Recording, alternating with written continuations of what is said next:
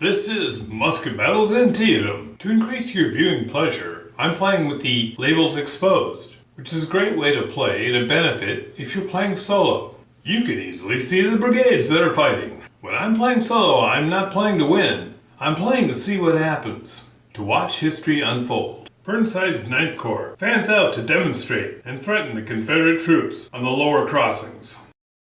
Pleasanton's cavalry approaches the upper bridge. Porter's 5th Corps crosses the Antietam and remains in cover behind the hill. Sumner's 2nd Corps prepares for the assault. Longstreet's artillery opens up on 9th Corps, with little effect. Jackson's artillery opens up on the Union line. Union artillery is placed on the hills. The 2 remaining batteries open up on Longstreet's artillery across the Rohrbach Bridge. Under the heavy barrage, the artillery is pulled to safety. Mid-morning, Jackson continues to bombard the Union line, and the Union artillery answers.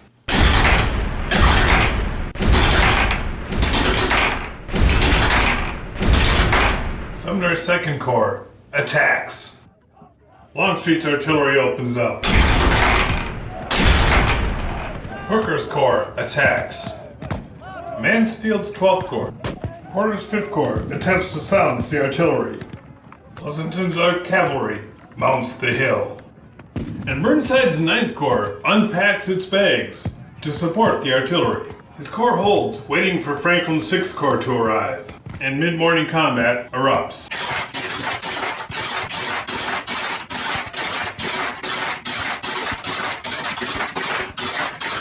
When smoke clears, the Federal attack has been all but repulsed. Now we move to turn 3, late morning. We start with Sumner's 2nd Corps, and French's division moves to clear the West Woods. And Mansfield's 12th Corps renews the attack, and Longstreet unpacks bags, and his artillery rakes the Union line. And part of 6th Corps falls back into the cavalry lines and sends them into disruption. Porter's 5th Corps redoubles the attack. The Union artillery is repositioned, and they fire on Longstreet's artillery. The accurate artillery fire throws much of Longstreet's line into confusion. Stuart's cavalry moves into position. Jackson rebuilds his line. Jackson warns Lee that his line is about to collapse. Lee tells him he must hold. Surely A.P. Hill will be coming along soon. Hooker continues the assault. Franklin's 6th Corps arrives. Late morning combat. Can Jackson's line hold?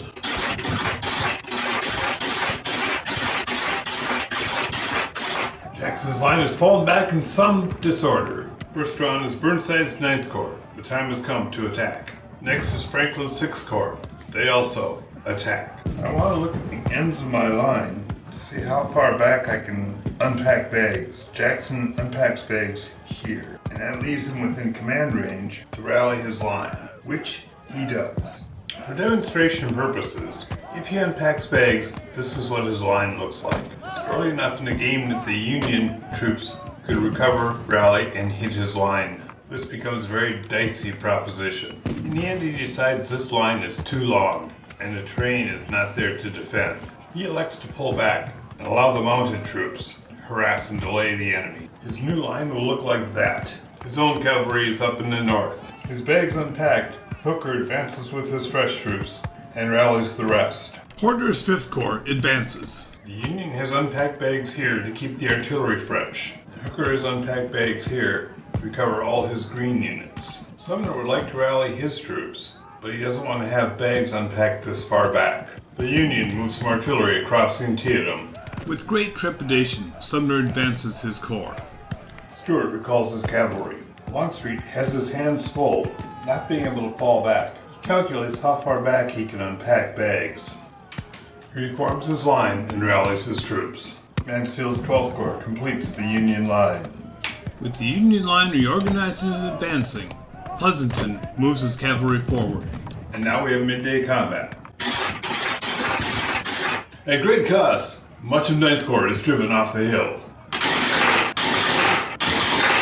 Having held up the Union advance, White's dragoons of Jackson's Corps fall back. It's mid-afternoon, and the lines have reformed. Pleasanton reorganizes his cavalry around the hill. Franklin has his orders, and he drives forward. The Union right has been given the order to keep the pressure up, and they do. Mansfield's Corps attacks. Jackson's line holds as A.P. Hill's division comes racing up. Sumner's 2nd Corps leaps forward. Union artillery opens up on Longstreet's flank, throwing Longstreet's carefully prepared defensive line into confusion at the worst possible moment. Stuart's horse artillery turns and fires into Mansfield's attacking troops. Not without effect. Burnside recovers some of his troops, but the rest renew the assault. This looks like it could be the end for Barksdale's brigade. Hooker applies what pressure he can to Jackson's line. Porter's Corps charges the Confederate line. Mid-afternoon combat begins, and Barksdale's brigade is in a tight spot.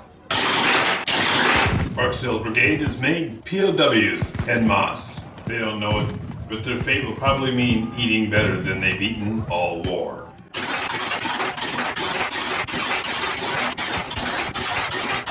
And now it's dinner time. Now, with A.P. Hill on the map, Jackson is ready to deploy bags. South of Sharpsburg, Longstreet is actually in a very strong position. His bags are unpacked. His men will rally and be fresh. Whereas Burnside's 9th and Franklin's 6th Corps don't have any bags within range. Their bags are across the Antietam behind the artillery. Their ability to attack will be very limited. And if they do press it, their losses will likely become staggering as block after block becomes ineffective and is eliminated. Burnside attacks. Porter's 5th Corps slams into Sharpsburg. Stuart's cavalry moves to delay the Union advance. Sumner advances. Union artillery moves across the southern bridge and takes up new positions, as well as advancing west of the sunken road. Franklin's 6th Corps drives on the Confederate bags. Pleasanton's cavalry advances. Mansfield's 12th Corps maintains pressure. Jackson unpacks bags, and his line rallies. Longstreet rallies who he can, but many of his troops are in contact with enemy troops, and there's no time to stop and run back to the bags. And Wilcox's brigade escapes. And finally Hooker presses forward. Dinnertime combat.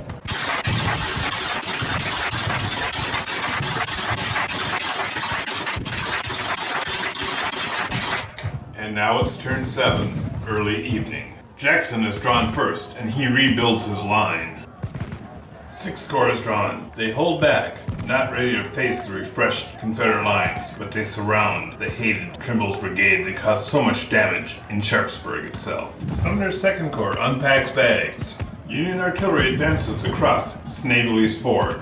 Mansfield's 12th Corps holds the line. Hooker's Corps recovers using the forward bags. Longstreet bolsters his defenses. Burnside reorganizes his line. Early evening, Porter's chit is drawn, but he has no troops left. Not a block on the map. And now, what few cavalry Stuart has left falls back. With both lines recovering, there's only one combat in the evening. Franklin's brigades surround Trimble's brigade. The exhausted men of Trimble's brigade are taken prisoner. They too will spend the rest of the war dining. And now it's late evening. Longstreet stiffens his line. Franklin reorganizes his troops in Sharpsburg. Mansfield reinforces his line. Porter, feeling sad, dejected, and lonely, joins Hooker at his headquarters. Jackson reinforces his line.